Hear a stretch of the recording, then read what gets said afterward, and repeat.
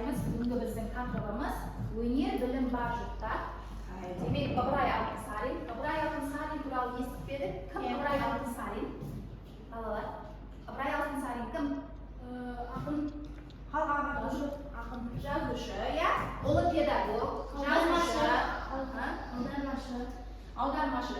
Ал енді қызмет оның халық ағартушысы, ақын, жазушы. Ол нешінші жылы дүниеге келген екен? 1981 жылы. Қазан айында жиырмасында қазіргі Қостанай облысында Қостанай ауданында дүниеге келген.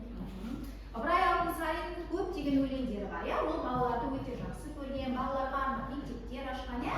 Сол жерде балаларды оқытқан. Ыбырай Алтынсариннің өлеңдерін білеміз ба? Қандай өлеңдерін білеміз?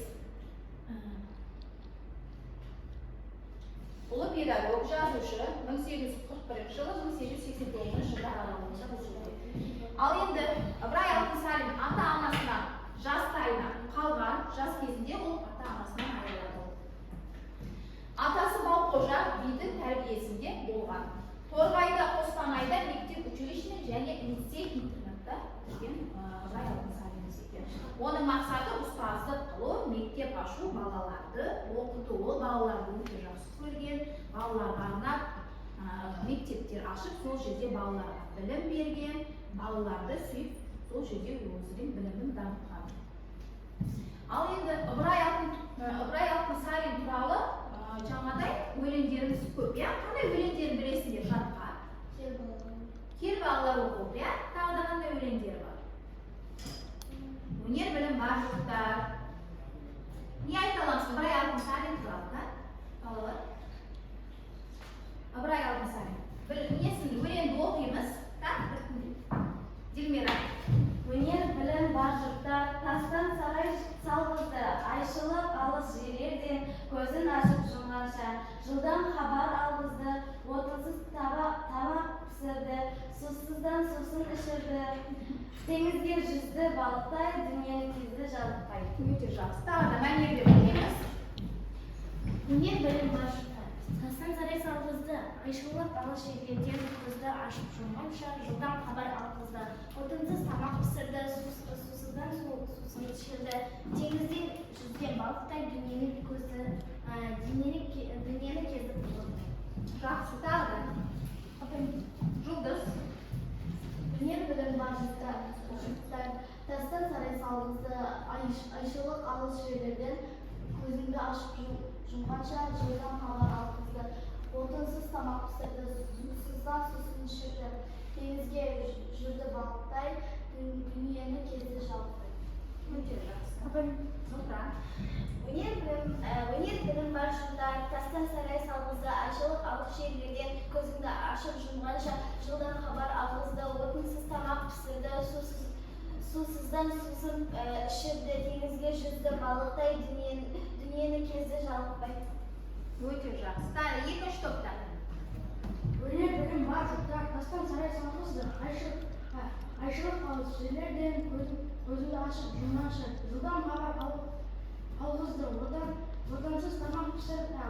тамақ пісірді, сусыздан сусын ішірді, теңізге жүзді балықтай, дүниені кезді жалықпай. Өте жақсы. Өнер білім бар жұрттар, тастан сарай салғызды, айшылық алыс жерлерден көзіңді ашып жұмғанша, жылдан хабар алғызды, отынсыз тамақ пісірді, сусыздан сусын ішірді, теңізге жүзді балықтай, дүниені кезді жалықпай. Тағы да бар ма оқитындар? Өнер білім бар жұрттар, тастан сарай салғызды, айшылық алыс жерлерден көзіңді ашып жұмғанша, жылдан хабар алғызды, отынсыз тамақ пісірді, сусыздан сусын ішірді, теңізге жүзді балықтай, дүниені кезді жалықпай. Бар ма тағы да мәнерлеп оқитындар? Кім оқыған жоқ па? Қатыспай отырғандар, сабақпадан, жылдан. Өнер білім бар жұрттар, тастан сарай салғызды, айшылық алыс Жерлерден көзіңді ашып жұмғанша, жылдан хабар алғызды, отынсыз тамақ пісірді, сусыз сусын ішірді, теңізге жүзді балықтай, дүниені кезді жалықпай. Бұл кімдің өлеңі екен балдар? Ыбырай Алтынсарин. Ақын жазушымыз Ыбырай Алтынсариннің өлеңі екен, иә? Өте жақсы. Келесіге өтеміз. Ал мына жерде біз сәйкестендіруіміз керек балдар. Бұл жерде сәйкесін табып, сәйкестендіріп, біз жалғастыруымыз керек. Екі топ. Қазір мына жерге істейміз. Астарына жатыр, иә? Осы жерге істейміз. Барлығымыз бірге атсалысамыз, дұрыс сәйкестендіреміз.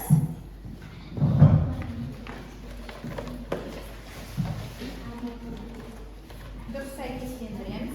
Бастаймыз. Барлығымыз бірге атсалысамыз, иә? Жылда. Бірінші қайсы топ болады?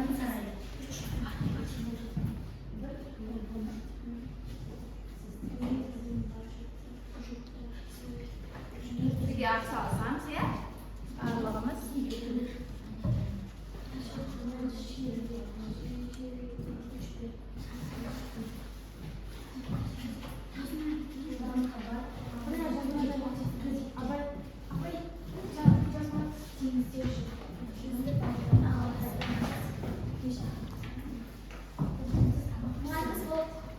Бірінші топ болды ма? Иә.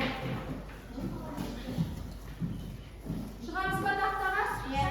Жазсақ па, былай жасап ауызша айтып кетеміз, иә? Оны тақтаға шығып, иә? Елен алып шығыңыздар.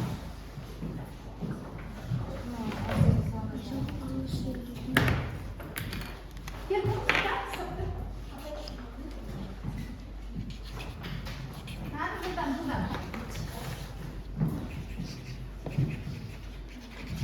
Үйреніп отырамыз, иә? Дастан сарай салғысы. Азиян сарай. Салғысы. Қайсымен сәйкестендіріп тұрмыз? Өнер білім бар жұрттар. Екімен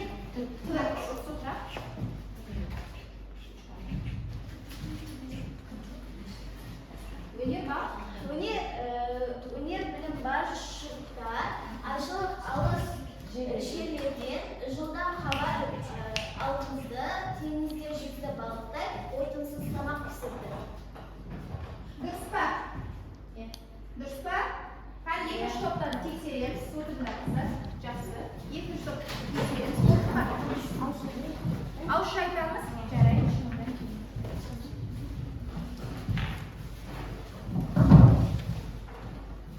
Дастан сарай салғызды. Өнер білім бар жұрттар. Айшылық алыс жерлерден жылдам хабар алғызды. Теңізде жүрді балықтай отынсыз тамақ пісірді. Өте жақсы. Дұрыс па?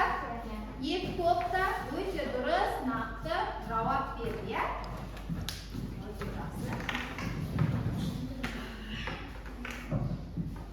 Ал енді өнер білімнің пайдасы. Өнер білімнің пайдасы бізге қандай пайдасы бар? Қандай пайдасы бар? Өнер білімнің пайдасы.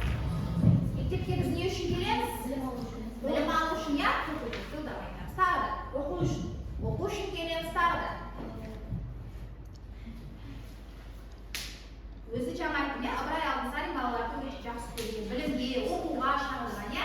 Қазірден біз мектепке білім алуға келеміз, оқуға келеміз, иә? Болашақта бір үлкен маман иесі болуға, иә? Қазірден біз жақсы оқысақ, Ыбырай Алтынсарин сияқты, демек, көп оқысақ, демек, арманымызға, мақсатымызға жете береміз, иә? Тағы да не айтпақ болған?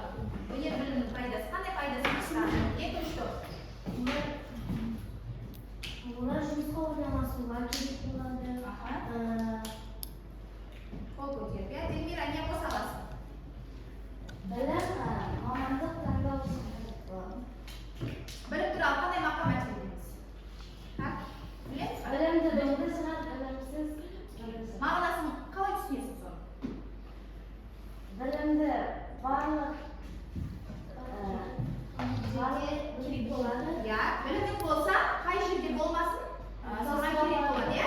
Егер білімсіз болса, сен ешкімге де ешкімге де керексіз боласың, иә? Сондықтан әрқашанда білімді, өнерлі болуымыз керек екен, иә? Тағы да. Білім өнер туралы. Қандай мақал мәтел білеміз?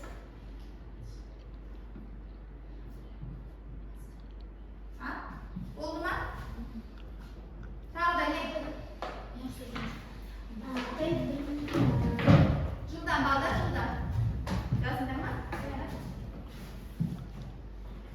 Өнер білімнің пайдасы ата-ананы бағу үшін қажет. Bir маман иесі Бұл үшін қажет, иә? шетелдік барған кезде Білім қажет, тіл білген жақсы, иә? бір затты айлап табу үшін қажет. Жақсы, өте жақсы. Өте жақсы. Ал енді балдар,